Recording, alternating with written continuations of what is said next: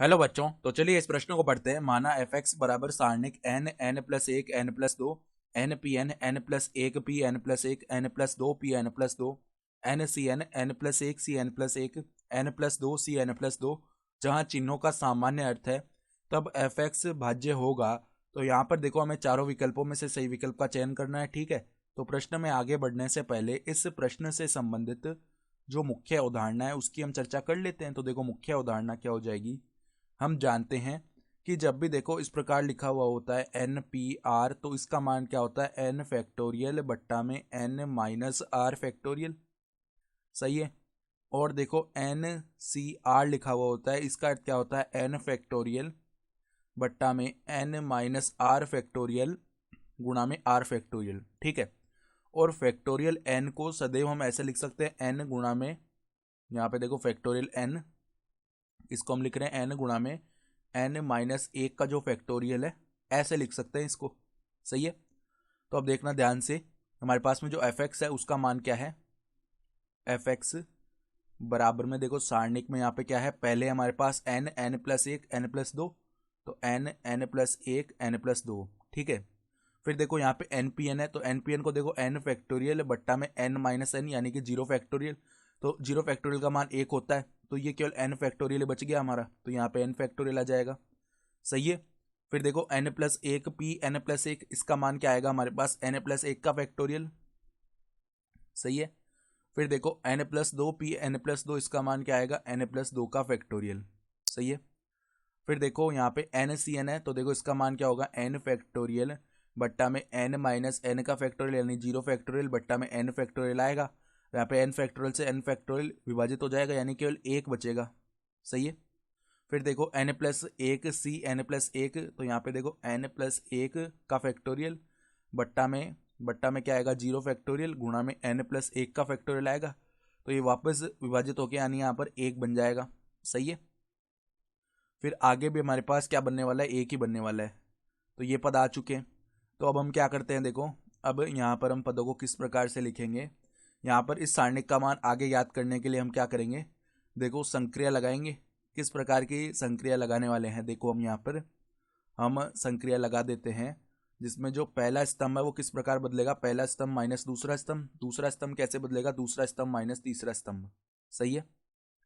तो F x का मान देखना आप क्या आएगा, एन माइनस एन प्लस एक करेंगे, माइनस एक बच गया, यहाँ पर माइनस एक बचेगा, यहाँ पर एन प्लस दो बचेगा।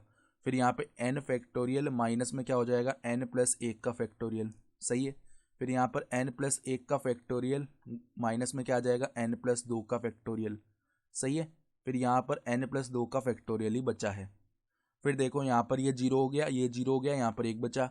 अब क्या करते हैं हम, अब हम तीसरी पंक्ति के सापेक्ष इस सारणिक का प्रसार कर रहे हैं। ठीक है।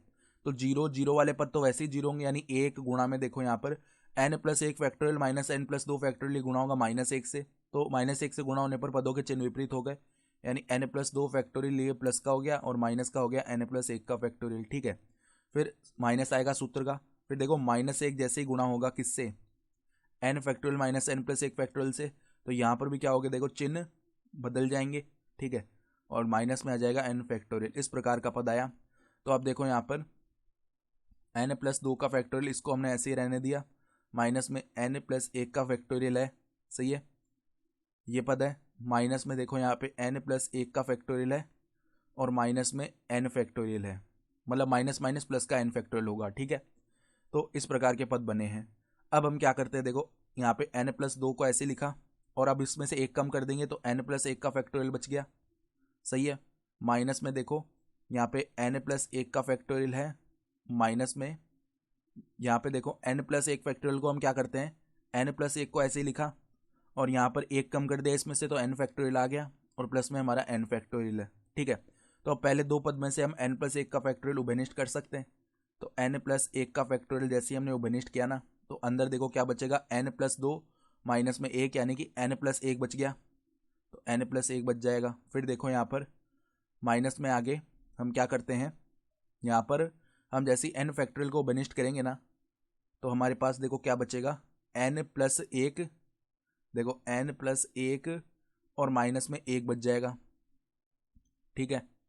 तो एन देखो माइनस का एन फैक्टोरियल हमने उबेनिश लिया तो एन प्लस एक माइनस एक बचेगा, तो यहाँ पे ये एन फैक्टोरियल हो गया मतलब, तो एन प्लस एक का फैक्टोरियल गुणा में एन प्लस एक माइनस में यहाँ पे देखो एन गुणा में एन फैक्टोरियल आ जाएगा।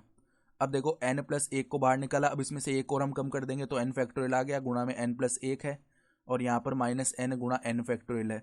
अब यहाँ से एन फैक्टोरियल को अगर उबेनिश लेंगे ना तो एन प्लस एक का स्क्वायर खोल लो, एन स्क्वायर प्लस में एक प्लस में दो एन आएगा माइनस में एन आ जाएगा, तो ये तो क्या हो गया देखो एन फैक्टोरियल गुणा में एन स्क्वायर प्लस में एन प्लस में एक हो गया।